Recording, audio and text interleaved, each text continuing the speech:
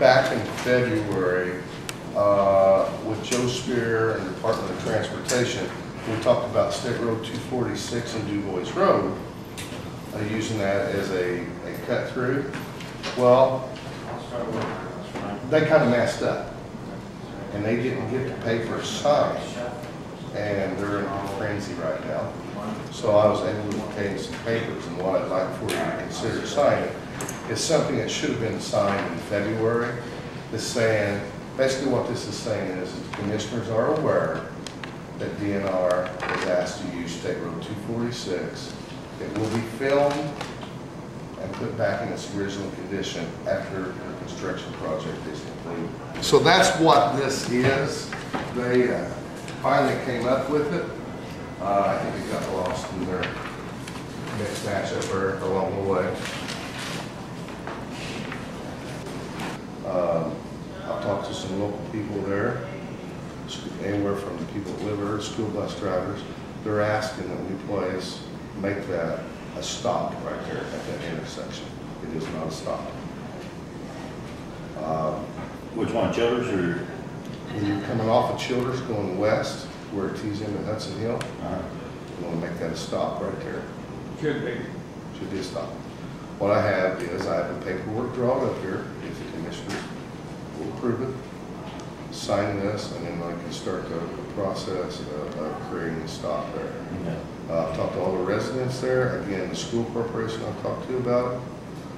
There's nobody with any problems in making that a stop.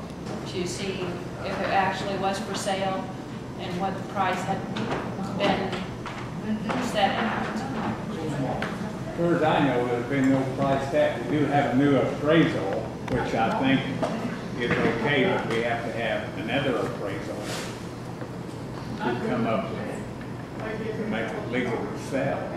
I don't think that we've ever come up with how much of it No. was going to be divided off and be sold or. 10 acres is what's always been mentioned.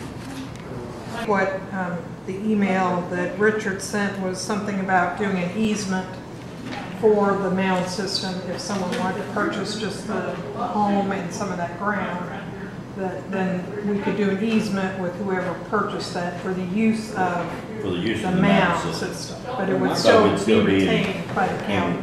Control of the mound system. But my question is, why do we want to own it?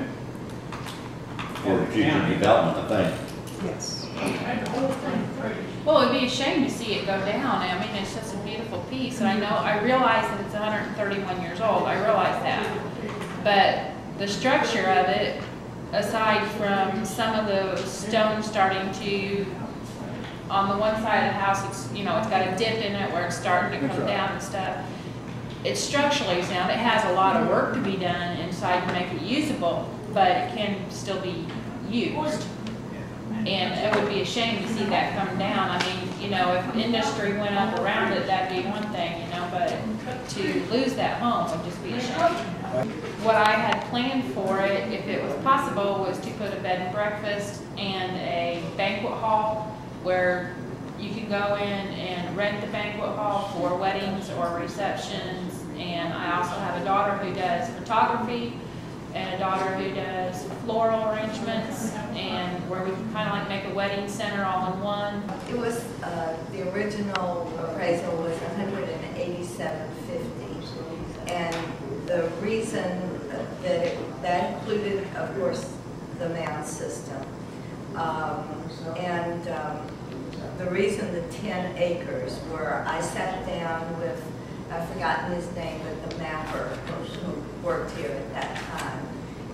And he, using his GPS, figured out what it would, the minimal amount of land it would take to have the system, the home, the buildings that went with it, and then go straight back from there to include that deep valley that's behind it, which is not loggable or anything like that.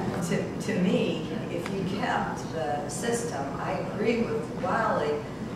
To me, that almost seems like you're holding it hostage. If we don't like what you do with this, then we're not gonna let you use the system. You really have to have a tight agreement on that. You really, at least some kind of deadline needs to be set, or just go out there and blow it up. I mean, you might as well.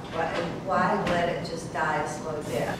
And as far as the grant goes, there's a reason I didn't give everybody a copy of that, because it's very similar to every other grant that we do. I give Richard a copy.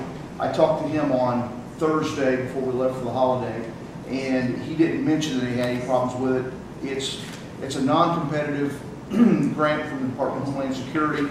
It's for $4,620, and all the equipment's spelled out in here. It's all amateur radio equipment. The amateur radio folks brought this grant to my attention that it was there, and I looked into it, and sure enough it was. And it's very specific of what you can buy. They pretty much give me the list and said, if you're interested in the grant, here you got to do the paperwork, and here's what you're going to get. There's a laptop, and there's a few radios and antennas and things like that. And the amateur radio group supports my office, so I thought I should do what I could do to get the equipment. It'll be owned by the county, however, be operated by those guys. I make a motion to sign that. The grant application. application. Second. All in favor? Aye.